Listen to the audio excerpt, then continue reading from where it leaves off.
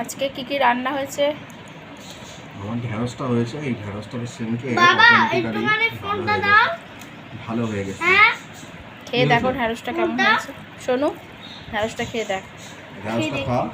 খেয়ে দেখি যখন ভালো লাগে, যদি ভালো লাগে। তোর বাবা সেদিকে মানে এই যে ঢেঁড়সের যে রেসিপিটা করেছি না, হঠাৎ করেই আমি মানে মিক্সারের জারটা না ধুয়ে আমি করে করলাম যে একবারে দিয়ে দিই। কেউ খায় কিন্তু হ্যাঁ, আমরা কোনোদিন আমরা খাইনি কোনোদিনও। তো এই ঢ্যাঁড়সের ঝাল খেয়ে বলো কেমন হয়েছে। আমি একটু মুখে দিয়ে দেখি। ভালো হয়েছে।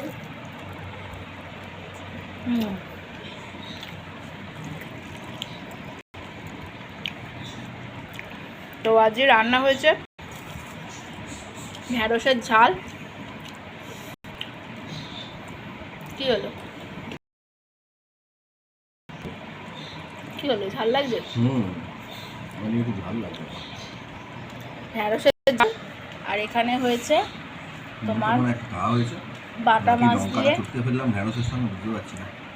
বাটা মাছ দিয়ে আলু দিয়ে, বাটা মাছ দিয়ে আলু দিয়ে ডাঁটা দিয়ে একটা ওই ঝোল টাইপের করেছি। এটা খুব ভালো লাগে। আজকে সবই তোমার ফেভারিট রান্নাই করেছি। কালকে বদনাম করছিলে, বসেছিলাম আমি সারাক্ষণ নাকি কাজ না করে, রান্না না করে। কিন্তু এইটা গন্ডগোল হয়ে গেছে একটু। তুমি তাহলে লঙ্কা চটকেছো মনে হচ্ছে।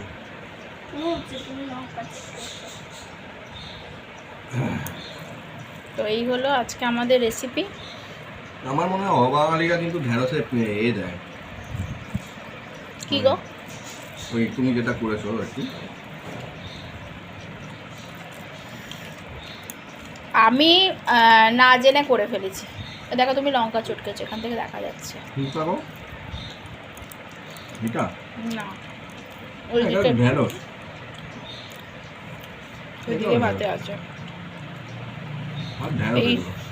এই হয়েছে আজকে আমাদের দুপুরবেলার লাঞ্চ রেসিপি। তো বন্ধুরা, ভিডিওটা তোমাদের কেমন লাগলো অবশ্যই আমাকে কমেন্ট সেকশানে কমেন্ট করে জানাবে। ছেলের তো বলছে ভালো লেগেছে এই রান্নাগুলো, কমেন্ট সেকশানে কমেন্ট করে জানাবে। আমার ইউটিউব চ্যানেল ব্লগ উইথ মৌমিতাকে সবাই একটা সাপোর্ট করবে, লাইক কমেন্ট করে সাবস্ক্রাইব করে। আমি লঙ্কাটা চটকে ফেলেছি তাই, কিন্তু খুব ভালো হয়েছে। ওই জন্যই বললাম করতে এটা। হ্যাঁ, এমনিতে অজান্তেই করে আজকে বেশ হয়ে গেল, দাঁড়িয়ে গেল জিনিসটা। হ্যাঁ, এই হয়েছে। আর আমার ইউটিউব চ্যানেল ব্লগ উইথ মৌমিতাকে সবাই একটা সাবস্ক্রাইব করবে, লাইক কমেন্ট করে পাশে থেকো। আবার আসবো নতুন কোনো ভিডিওর সাথে।